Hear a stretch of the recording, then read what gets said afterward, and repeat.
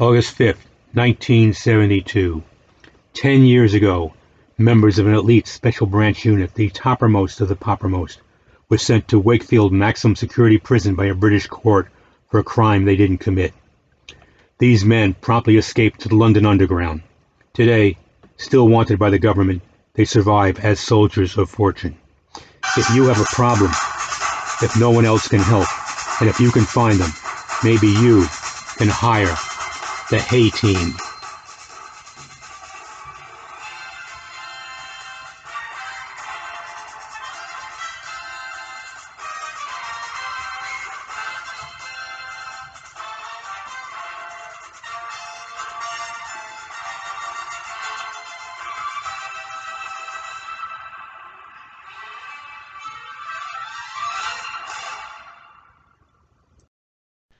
Lennon's leather boots skidded as he hastily descended the metal steps of the abandoned Down Street Underground station. He gripped the central handrail, forcing himself to slow, despite his excitement. A passing train rumbled beyond the right-hand wall. At bottom, he hurried through the long, narrow corridor to a familiar, hidden doorway. Two of his teammates already occupied the sealed-off platform that served as their primary headquarters. "Hey, Paul. Hey, George." Lennon's tone barely concealed his excitement. McCartney hunched over a wooden crate, assembling a sheaf of documents.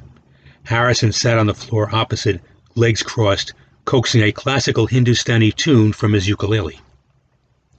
"Hey, John," they replied in unison. Lennon peeled off the scraggly beard and overlarge nose prosthesis that identified Mr. Kite, one of several personas Lennon adopted when meeting potential clients. "Where's Richard?" McCartney carefully inserted his paperwork in a blue manila folder. "I'm heading to the hospital now.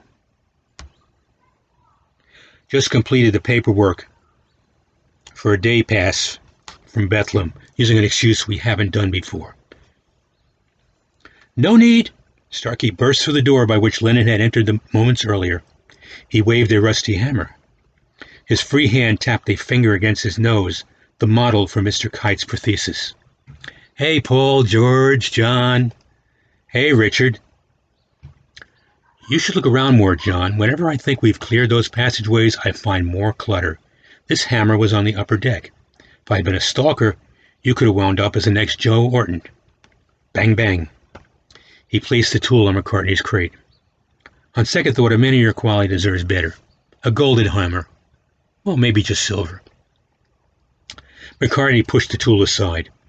"The council is not going to maintain stairways and passages in stations abandoned decades ago." Harrison stopped playing his ukulele and straightened his legs, but remained seated. "John's boots make enough noise to drown out a passing train, let alone anyone following him down those stairs. We really should move someplace more remote. Maybe a deserted quarry." "That's what Colonel Judy would expect," Lennon countered. "Judah," McCartney countered. "Colonel Judah Pepper." Whatever, I remember when he was still a sergeant. He'd never think to look for us this close to Buckingham Palace anyway. It worked for Churchill. Harrison turned to Starkey. "So Bethlehem just let you walk out without Paul's help? I want to know your secret." "Promise not to tell?" Harrison rolled his eyes. "I told them I was going to the rock and roll show at Wembley Stadium. They said, 'Enjoy,' and waved me out." He moved to a cabinet in the corner to retrieve the jewelry box filled with rings that he could not wear as a psychiatric patient. Harrison blinked. "You didn't lie?" "It's no fun making up stories when they don't believe me." "I don't think they even care anymore." McCartney turned to Lennon as the latter cleaned the last bits of green paint from his beard. "We're all together now, so can you explain why we have access to this show? Not that I'm complaining. Jerry Lee Lewis inspired me to learn piano. If I hadn't joined Special Branch, I might be sharing that stage with him today." Lennon grinned. "It's our latest mission. Direct from one of the promoters. Our best mission ever." "Better than breaking up that gang of child slavers?" Harrison stroked his own beard, recalling the moment he captured the gang leader with his own manacles. Or stopping the Skelter gang from blowing up Parliament right under Colonel Pepper's nose? McCartney couldn't see how they could top that. Or retrieving the royal jewels? Starkey wrinkled his newly adorned fingers. Oh, how I missed you guys. My bands are together again. Ringo is back. McCartney blinked. We never retrieved any royal jewels, Ringo. I know, but imagine how cool it would be. I could try on jewelry worn by kings and queens. Lennon continued, we don't have to imagine anything today. We've been hired to prevent an abduction. Harrison stifled a yawn. I thought it was something interesting. Who is it? Lennon's voice dropped to a whisper. Maybelline. Harrison leapt to his feet, almost dropping his instrument. Chuck Berry's guitar? Why are you sitting here, wasting time? I'll get the van. Starkey clicked his rings in E-flat. Ding-a-ling. While the others checked supplies in their ebony Commer walk-through van, Starkey slipped outside. The main garage door opened onto a narrow alley off Down Street that resembled, at casual glance, the rest of the wall, invisible to passerbys, unless one happened to stare directly at it. Which no one did, except today. As he started to open that door, Starkey's gaze focused on a woman in a black trench coat and matching broad-brimmed hat, her face obscured by wide-framed sunglasses. She immediately turned, disappearing along Down Street. He'd noticed her on the way in, too, and was certain he'd spotted her 2 days earlier, meeting with Bethlehem's head of staff. The van pulled into the alley, grumbling. Starkey reclosed the garage door and clambered into the back, sitting next to Lennon. I've just seen a face I recognized. Any of you chaps notice a woman in black hanging about? Where? Harrison leaned over the steering wheel, narrowing his eyes as he peered down the alleyway. Starkey pointed. I saw her standing there, like she was waiting for someone. Well, she's gone now. Saw her at the hospital earlier this week, too. He turned to Lennon. You must have seen her, John. You walked right past her when I was following you. Harrison snorted. He didn't even notice you, Ringo. Although our John does have an eye for the ladies. McCartney, in the shotgun seat, chuckled as he unfolded a map of central London. Lennon shook his head. Sorry, Richard. Ringo, I mean. I didn't notice. It's a busy week. A very busy area. I wouldn't worry, though. Really? Lennon was the most paranoid of the four. If he isn't concerned, Starkey's short. I guess neither should I be. McCartney looked over their route. Right, George. We're going to Finchley Road first, then we turn on to... I know how to get to Wembley, Paul. God, sometimes you're a bigger control freak than John. Oh, I'm glad you're up on the latest catchphrase, noted Starkey. McCartney's lips thinned. I'm telling you the most direct route. You wanted to get there as soon as possible. Harrison released the steering wheel, letting the motor idle. Fine, Paul. I'll drive where and how you want me to drive. I won't drive at all, if you don't want me to. Whatever it is that will please you, I'll do it. Are you threatening to quit again, George? Lennon leaned forward, hand on the back of Harrison's seat. Oh, why don't we take the underground? All three turned towards Starkey and his non sequitur. What? It's only a few stops away. It seems a shame we never tried sneaking onto the platform, or, better, commandeering a train. You three practically live down there. McCartney's eyes widened. You're suggesting we board a passenger train bearing our full armament? Well, obviously only during off-peak hours. Lennon laughed sharply. The others chimed in. The tension was broken, for the time being. Harrison pressed the gas pedal, spun the steering wheel, maneuvered the van past random trash bags and onto Down Street. With the twin towers of Wembley Stadium in view, McCartney turned in his seat to address Lennon. Now would be a good time to share how we're supposed to protect Maybelline, John. Back underground actually would have been best, but I know how you like to look like you're winging it. I'm still working out the details. Don't worry. You'll love my plan when it comes together. In that case, I have a few ideas of my own. Of course you do, Harrison muttered. He braked suddenly, almost unseating other team members. We've got company.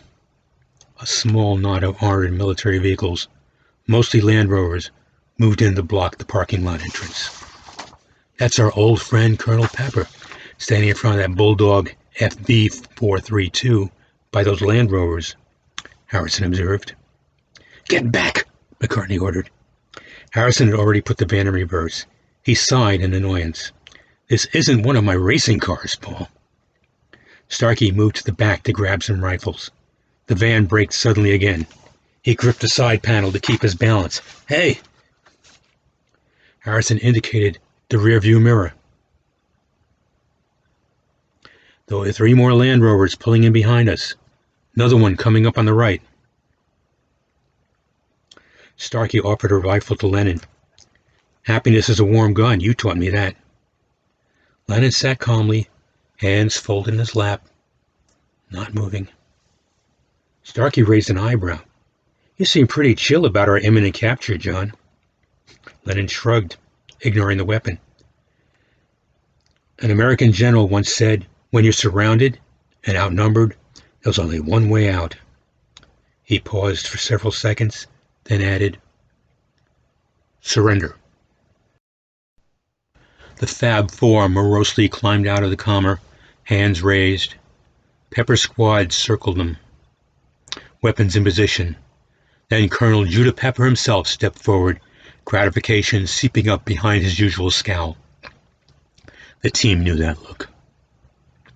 They'd gotten great satisfaction turning it quickly around. Today would not be so quick.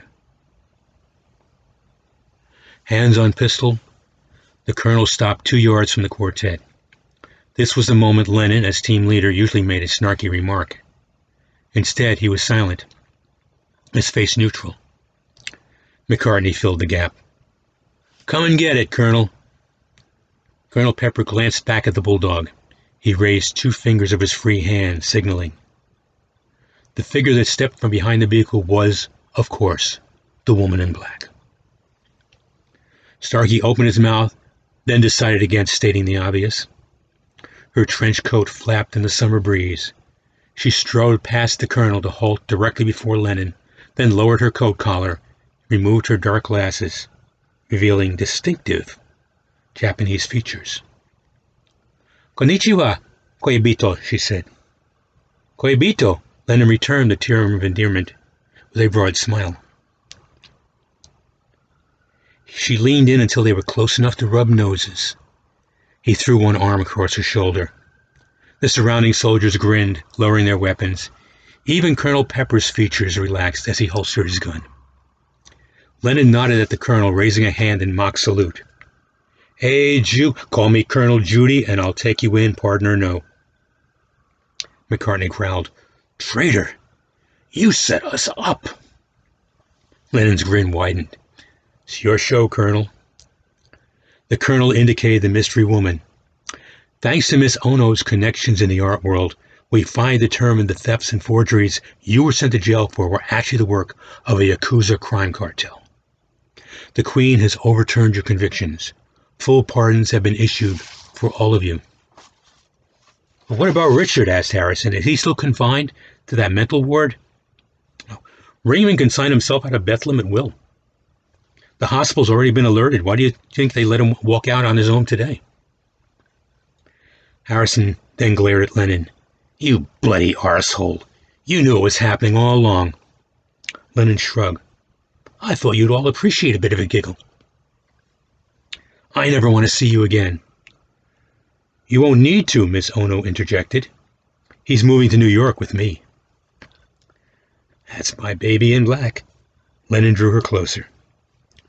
McCartney turned to Colonel Pepper. And just how much did this joke cost England's taxpayers? Not much. We'd already scheduled a training exercise. Hell, I've been chasing you lot for a decade. Let me enjoy the wrap-up. There are some formalities and paperwork to deal with, of course, if you four will accompany me. It won't be long. A couple hours at most. McCartney balked. Well, can I wait until after Jerry Lee Lewis's set?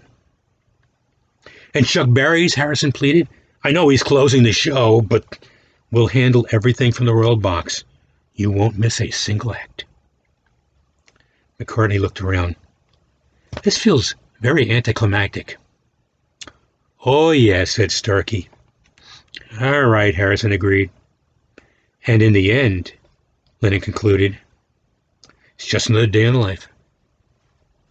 The five of them, Miss Ono included, came together and followed the Colonel to the stadium, escorted by a squad. After all these years, Harrison whispered to Starkey as they approached the 39 steps leading to the Royal Box, we're finally free to go our own ways. No more petty orders from those two. Don't have to run for my life anymore. Got any plans? Anywhere you'd like to travel? Nowhere, man. One day at a time. You? I'll get off this island for a while. Visit Asia. Follow a long, winding road to the Buddhist temple. Hang out for a year or so. But you'll come back, right? Harrison patted the shorter man's shoulder. Always. From me to you, mate. Don't let me down. Wouldn't think of it. Starkey giggled. What? John's prank. It really was kind of funny. Harrison grimaced. That kind of remark could get you sent back to Bethlehem for good. Then he, too, began to laugh.